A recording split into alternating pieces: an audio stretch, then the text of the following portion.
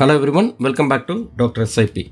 இன்றைக்கி பார்க்க போகிற வீடியோ வந்து ஹோம் லோன் எடுக்கும்போது என்னென்ன ஃபேக்டர்ஸ்லாம் நம்ம வச்சு டிசைட் பண்ணுங்க. இப்போ வந்து ஹோம் லோன் எடுக்கிறது வந்து கரெக்டாக தப்பா, இப்போ வந்து ஹோம் லோன் எடுத்தாச்சு அதை வந்து ஒரு 10 வருஷத்துக்கு எடுக்கலாமா, இல்லை வந்து 15 இயர்ஸ்க்கு ஒரு 15 வருஷத்துக்கு எடுக்கலாமா, இல்லை ஹோம் லோன் நம்ம எடுத்துகிட்டு எவ்வளோ சீக்கிரம் எத்தனை வருஷத்துக்குள்ளே க்ளோஸ் பண்ணால் நமக்கு பெட்டரு, எது வந்து நமக்கு பெனிஃபிட்டு, இல்லை வந்து மியூச்சுவல் ஃபண்டில் ஏதாவது ஸ்ட்ராட்டஜி இருக்கா, ஒரு ஹோம் லோன் டுவர்ட்ஸ் வந்து ஏதாவது ஒரு மியூச்சுவல் ஃபண்டில் ஸ்ட்ராட்டஜி இருக்கா அப்படின்றதெல்லாம் தான் நம்ம வந்து இந்த வீடியோவில் பார்க்க போகிறோம். இந்த வீடியோ ஸ்கிப் பண்ணாமல் ஃபுல்லாக பாருங்கள், ரொம்ப இன்ட்ரெஸ்டிங்காக இருக்கும். வாங்க வீடியோக்குள்ளே போகலாம். இப்போ நமக்கு வந்து வீடு வாங்குறது தாங்க எல்லாரோட பெரிய கனவுங்க.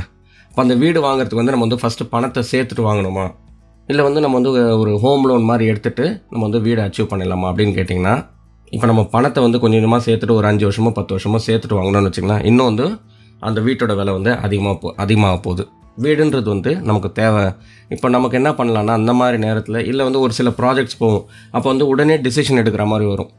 அப்போ நம்ம என்ன பெஸ்ட் ஆப்ஷன் கேட்டிங்கன்னா, உடனே வீடு வாங்குறது தான். ஏன்னா நம்ம வந்து ஒரு பணத்தை சேர்த்துட்டு வாங்கணுன்ற போது அந்த பர்டிகுலர் இடத்துல அந்த வீடு அந்த ப்ராஜெக்ட்டு கிடைக்காம போகலாம்.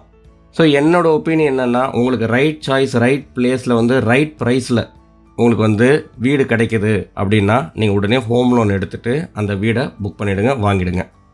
இப்போ செகண்ட் கொஸ்டின் வந்து, இப்போ நம்ம வந்து ஹோம் லோன் வாங்கியாச்சு, இப்போ வந்து அதை வந்து ப்ரீ க்ளோஷர் பண்ணலாமா, சீக்கிரமாக க்ளோஸ் பண்ணால் நமக்கு பெனிஃபிட்டா, இல்லை வந்து த்ரூ அவுட் த டென்யூர் கட்டணுமா அப்படின்னு கேட்டிங்கன்னா, இதை புரிஞ்சுக்கிறதுக்கு வந்து நம்ம ஒரு எக்ஸாம்பிள் எடுத்துக்கிறோம். இப்போ வந்து அந்த வீடோட காஸ்ட் வந்து 30 lakhsன்னு எடுக்கிறோங்க.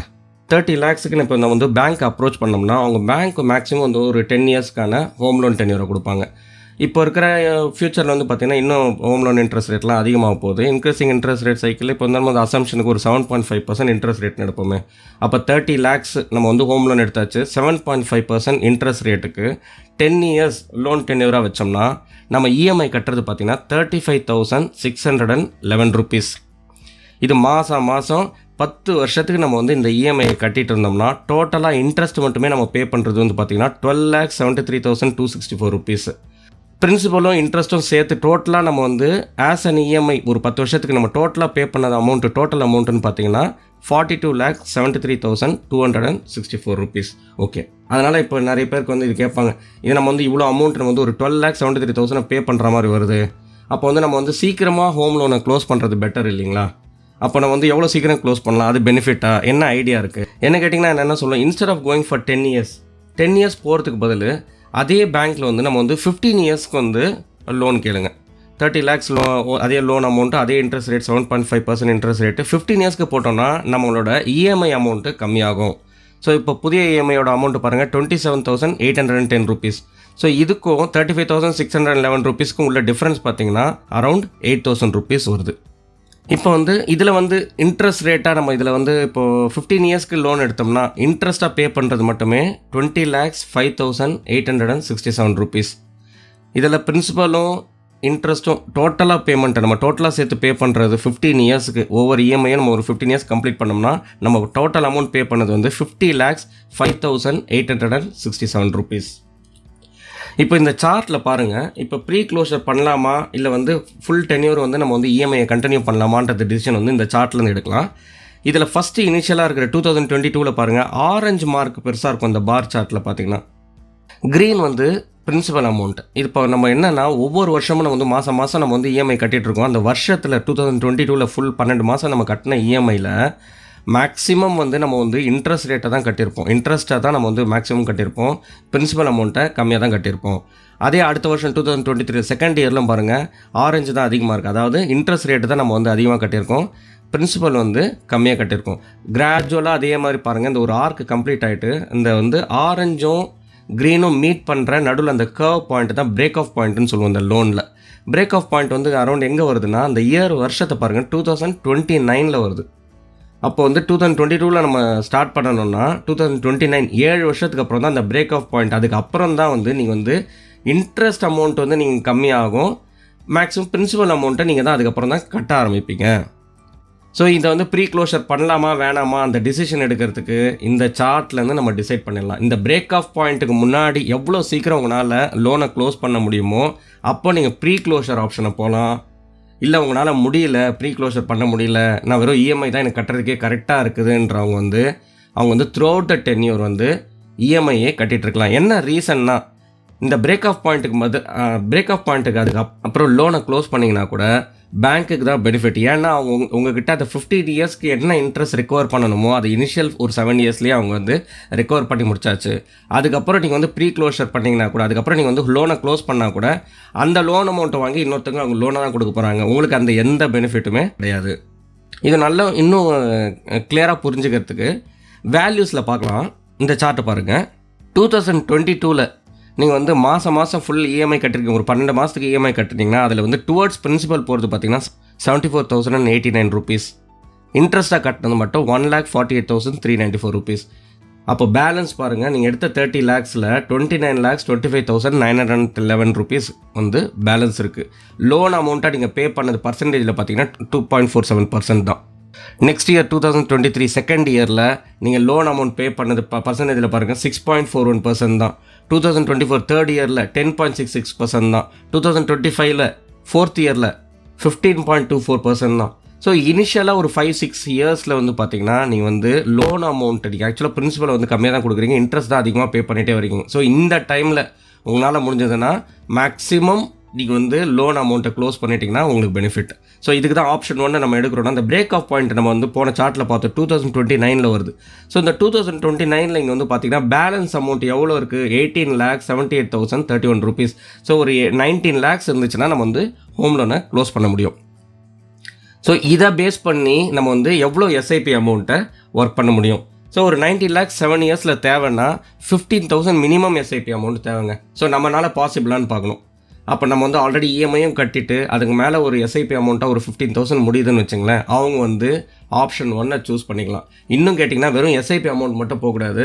ஒரு செகண்ட் சோர்ஸ் ஆஃப் இன்கம் வருது, இல்லை ஒரு போனஸ் வருது, இல்லை வந்து நம்மளோட வந்து ஆல்ரெடி நம்ம எக்ஸ்பென்ஸ் பண்ணுறதுலேயே வந்து தேவையில்லாத செலவெல்லாம் இன்னும் கொஞ்சம் கம்மி பண்ணிவிட்டு பட்ஜெட்டிங் பண்ணி நம்ம வந்து எக்ஸ்ட்ரா இருக்கிற பணத்தை எல்லாமே அந்தந்த பர்டிகுலர் நம்ம ஏதோ ஒரு டுவர்ட்ஸ் ஒரு மியூச்சுவல் ஃபண்ட் ஸ்கீமில் இன்வெஸ்ட்மெண்ட் பண்ணிட்டு இருப்போம் இல்லைங்களா, அதில் வந்து அடிஷ்னல் பர்ச்சேஸ் மாதிரி சேர்த்துட்டே வந்தோம்னா சீக்கிரமாக இந்த 19 lakhs வந்து இன்னும் ஃபர்தராக இன்னும் ஒரு அதிக கார்பஸை வந்து இன்னும் கம்மி வருஷத்தில் ஒரு 6 வருஷத்துலேயோ இல்லை 5 வருஷத்துலேயோ நம்ம வந்து அச்சீவ் பண்ணோம்னா ஹோம் லோனை க்ளோஸ் பண்ணலாம்.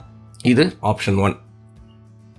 இல்லை ஒரு சில கேட்டகரி பீப்புள் இருப்பாங்க, நான் வந்து ஹோம் லோன் இஎம்ஐ கட்டுறதே பெரிய விஷயங்க, என்னோட மேக்ஸிமம் எலிஜிபிலிட்டி தான் நான் வந்து இஎம்ஐயே நான் லோனே எடுத்திருக்கேன். அந்த மாதிரி செட் ஆஃப் பீப்புள் வந்து இப்போ ஹோம் லோன் அவங்களால ப்ரீ க்ளோஷர் பண்ண முடியாது.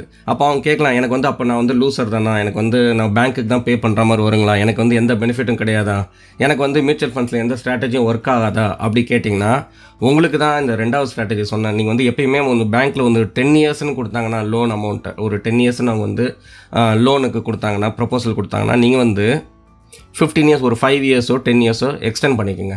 எக்ஸ்டெண்ட் பண்ணும்போது என்ன ஆகுதுன்னா உங்களுக்கு வந்து இஎம்ஐ வந்து கம்மியாகும். இப்போ நம்ம பார்த்த எக்ஸாம்பிள்லேயே 10 இயர்ஸ்க்கும் 15 இயர்ஸ்க்குமே உள்ள இஎம்ஐ டிஃப்ரென்ஸே ஒரு 8,000 வருதுங்களா, அதில் வந்து ஒரு 2,500 rupees நம்ம வந்து எக்ஸ்ட்ரா போடுறோம். எக்ஸ்ட்ரா போடுறதுனால என்ன ஆகும்னா நம்ம வந்து ஒரு பேரலாக நம்ம இஎம்ஐ கட்ட அதே சேம் ஃபார் 15 இயர்ஸ்க்கு வந்து ஒரு எஸ்ஐபியில் நம்ம வந்து இந்த அமௌண்ட்டை இன்வெஸ்ட்மெண்ட் பண்ணோம்னா நம்ம கட்டின ஃபுல் அமௌண்ட் ஆஃப் இஎம்ஐயை ரெக்கவர் பண்ணிடலாம். அது எப்படின்றத அடுத்த ஸ்லைடில் பார்க்கலாம். இது தாங்க நம்ம இஎம்ஐ ஒரு 15 இயர்ஸ்க்கு வந்து 30 lakhs வந்து லோன் எடுத்ததுக்கு நம்ம வந்து இஎம்ஐயாக 27,810 rupees மாதம் ஒரு 15 இயர்ஸ்க்கு கட்டினோம்னா டோட்டலாக இன்ட்ரெஸ்ட் பே பண்ணது வந்து 20,05,867 rupees. பிரின்சிபலும் இன்ட்ரெஸ்ட்டும் சேர்த்து 50,05,867 rupees. இப்போ நம்ம அந்த இஎம்ஐ டிஃப்ரென்ஸ் பார்த்தோம் இல்லைங்களா, 8,000, அதில் வந்து ஒரு 2,518 rupees சேர்த்துக்கிறோம். 10,518 rupees வந்து ஒரு எஸ்ஐபியாக பண்ணுறோம். மாதம் பண்ணிகிட்டே வரோம். ஒரு 15 இயர்ஸ்க்கு பண்ணோம். மினிமமாக ஒரு 12% ஈக்விட்டியில் ரிட்டர்ன்ஸ் கால்குலேட் பண்ணோம்னா நம்ம ஏர்ன் பண்ணுற டோட்டல் கார்பஸ் பார்த்தீங்கன்னா 53,07,130 rupees. இப்போ பார்த்தீங்கன்னா இதை தெரியும், நீங்கள் வந்து கம்ப்ளீட்டாக ஹோம் லோன் டுவர்ட்ஸ் நீங்கள் கட்டின இஎம்ஐ கம்ப்ளீட் அமௌண்ட்டையே நீங்கள் வந்து இதில் ரெக்கவர் பண்ணலாம். ஸோ இந்த மெத்தடை நீங்கள் வந்து ஃபாலோ பண்ணலாம். இதே நீங்கள் வந்து ஃபஸ்ட்டு ஒரு 10 இயர்ஸ்க்கு நீங்கள் வந்து கட்டியிருந்தீங்கன்னா நீங்கள் வந்து பேங்க்குக்கு தான் இன்ட்ரெஸ்ட்டாக பே பண்ணியிருப்பீங்க. அதுலேருந்து உங்களால் எந்த பெனிஃபிட்டும் உங்களுக்கு வந்து எந்த ஒரு பெனிஃபிட்டும் கிடச்சிருக்காது. அதுக்கு பதில் செகண்ட் ஆப்ஷனை நீங்கள் சூஸ் பண்ணிங்கன்னா இன்ஸ்டெட் ஆஃப் 10 இயர்ஸ் 15 இயர்ஸ் மாதிரி ஆப்ஷனை இல்லை இன்னும் கொஞ்சம் ஃபர்தராக இன்க்ரீஸ் பண்ணிவிட்டு மேக்ஸிமமாக நீங்கள் உங்களோட கான்ட்ரிபியூஷனை வந்து ஒரு மியூச்சுவல் ஃபண்ட் எஸ்ஐபியில் நீங்கள் வந்து போட்டிங்கன்னா அதே சேம் 10 இயர்க்கு வந்து இன்னும் நல்லாவே ரெக்கவர் பண்ண முடியும். இது வந்து நம்ம கால்குலேட் பண்ணது வந்து ஒரு 12%ங்க ஃபார் 15 இயர்ஸ். இன்னும் ஒரு நல்ல ஒரு ரிட்டர்ன்ஸ் நம்ம வந்து எக்ஸ்பெக்ட் பண்ணோம். 14% இன்ட்ரெஸ்ட்டோ இல்லை வந்து 15% இன்ட்ரெஸ்ட் தான் நீங்களே வந்து ஆன்லைன் கால்குலேட்டர்ஸில் ஒர்க் அவுட் பண்ணி பார்க்கலாம். இன்னும் ஒரு பெரிய கார்பஸே கிடைக்குங்க. ஏன் இன்னும் கேட்டிங்கன்னா இதில் இருக்க கார்பஸை கூட நீங்கள் கொஞ்சம் கொஞ்சமாக எடுத்து நம்ம ஒரு பேங்க் லோனில் வந்து கம்ப்ளீட்டாக இதை வந்து மெயின்டைன் பண்ணணும்னு அவசியம் கிடையாது. ஒரு சில வருஷத்தில் மார்க்கெட் வந்து நல்லா அப்பில் பீக்கில் இருக்கும்போது ப்ராஃபிட் புக்கிங் பண்ணலான்ற டைமில் வந்து ப்ராஃபிட் இதில் இருக்கிறத புக் பண்ணிவிட்டு நீங்கள் வந்து டுவர்ட்ஸ் ஹோம் லோனை க்ளோஸ் பண்ணலாம். ஸோ இந்த மாதிரி சில ஸ்ட்ராட்டஜிஸை ஃபாலோ பண்ணிங்கன்னா மியூச்சுவல் ஃபண்ட்ஸை பேஸ் பண்ணியே நீங்கள் வந்து ஹோம் லோன்லேயும் பெனிஃபிட் ஆகலாம். இதோட நம்ம இந்த வீடியோட எண்டுக்கு வந்தாச்சு. உங்களுக்கு இந்த வீடியோ பிடிச்சிருக்கோன்னு நம்புகிறேன். இந்த வீடியோ பிடிச்சிருந்தா லைக் பட்டனை ப்ரெஸ் பண்ணுங்கள். அது எனக்கு வந்து இன்னும் நிறைய வீடியோஸ் போடுறதுக்கு மோட்டிவேஷனாக இருக்கும். உங்களோட ஒப்பீனியனை வந்து கமெண்ட் செக்ஷனில் போடுங்க. மியூச்சுவல் ஃபண்ட்ஸில் இன்ட்ரெஸ்ட்டாக இருக்கிற உங்களோட ஃபேமிலி மெம்பர்ஸ், ஃப்ரெண்ட்ஸுக்கெலாம் வீடியோவை ஷேர் பண்ணுங்கள். அடுத்தது இன்னொரு இன்ட்ரெஸ்டிங்கான வீடியோவில் பார்க்குறேன். தேங்க்யூ ஃபார் வாட்சிங். Happy investing.